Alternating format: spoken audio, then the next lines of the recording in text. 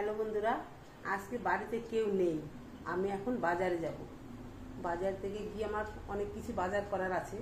আমাকে আজকে বাজারটা করতে হবে, কিন্তু বাইরে প্রচণ্ড রোদ উঠেছে। দেখো, এত রোদ উঠেছে, বাইরে প্রচুর রোদ উঠেছে। আমি এর মধ্যে বাজারে যাচ্ছি, এসে তোমাদেরকে দেখাচ্ছি কেন বাজারে গিয়েছিলাম, কি কি এনেছি।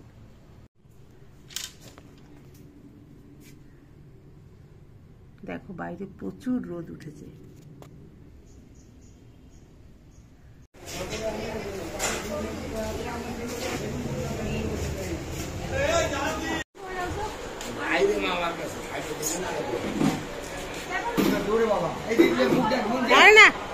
না যাবো না, ওই বাজার নিয়ে গেল।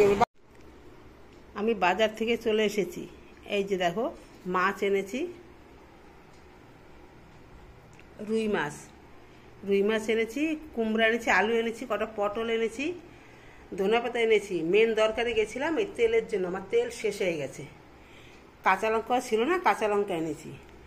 এখন আমি আলু পটল কেটে রেখেছি, আলু পটলটা চিংড়ি মাছ দিয়ে করব।